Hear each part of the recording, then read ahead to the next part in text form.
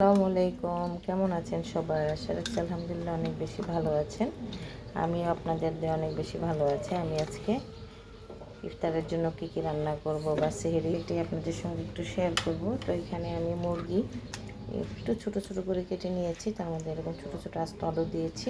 আমি আজকে একটু ওইটা কোনে আছে বাদাম বাটা, তারপরে নিয়েছি আদা রসুন পাউডার দুধ, এখানে একটু গরম মশলা, জিরা আর ধনিয়া, পেঁয়াজ, কাঁচামরিচ, আস্ত গোটা মশলা। এখানে তো কোনো মশলা দেওয়া যাবে না, লাগবে একটু চিনি দিব।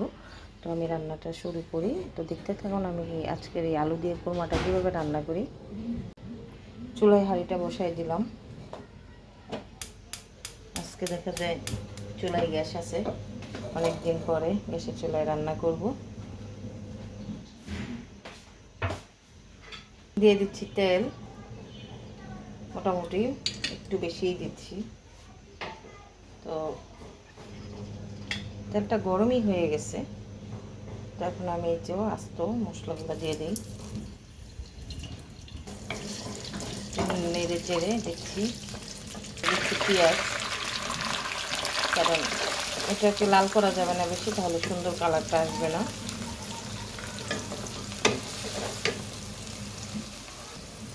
লবণটা আমি দিয়ে একটু নেড়ে চেড়ে দিচ্ছি, আমি বেশি লাল করব না।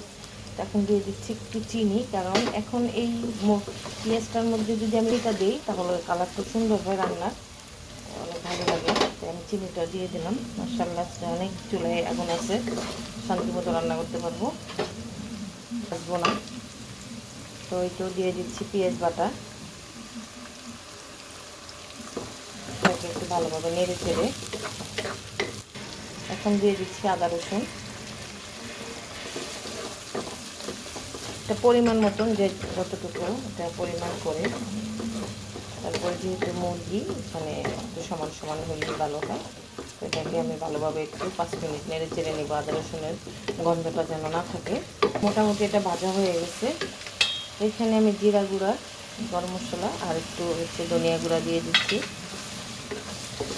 এখন মশলাটা একটু কালো কালো হয়ে গেছে, সুন্দর একটা কালার আনানোর জন্য দিয়ে দিচ্ছি আমি একটু লাল মরিচ। এখন একটু সুন্দর কালার চলে আসবে, লাল মরিচটা দিলেই কালারটা সুন্দর হয়ে যাবে, নয়তো কালো কালো হয়ে যেত।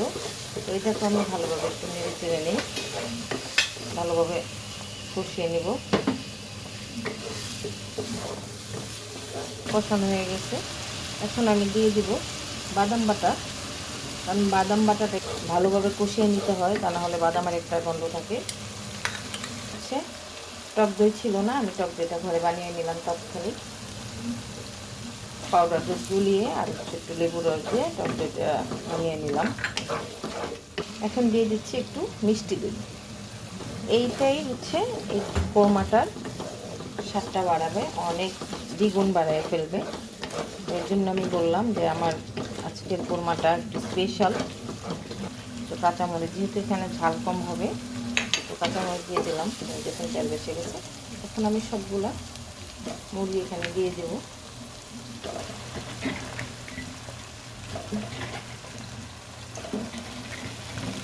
দেখতে সুন্দর লাগবে সেই জন্য। তো এটাকে আমি নেড়ে চেড়ে মশলার সঙ্গে ভালোভাবে মাখায় নেব।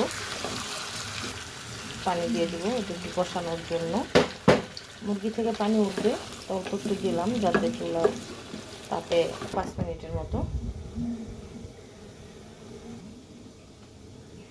আমি একটু ঢাকনাটা তুলি, দেখুন কী অবস্থা। মাশাআল্লাহ একদম ঘন বলক এসে কত পানি উঠে গেছে। আর একটু নেড়ে চেড়ে কষিয়ে নিব। কষানো হয়ে গেছে, একদম ছটফট করতেছে, অসাধারণ একটা কালার আসছে মাশাআল্লাহ। এখন আমি পানি দিব, বা পানি জল রেখে দিই, এখন আমি দিব দেখুন। তো আমি এখানে 1.5 কাপ পরিমাণ পানি দিয়ে দেব, আর দিয়ে দিব এখানে 1 কাপ পরিমাণ দুধ। এখন দেখি কি অবস্থা। এই তো হয়ে গেছে, দিয়ে দিচ্ছি উপরে কিছু বেরেস্তাটায় কালার সুন্দর আসে।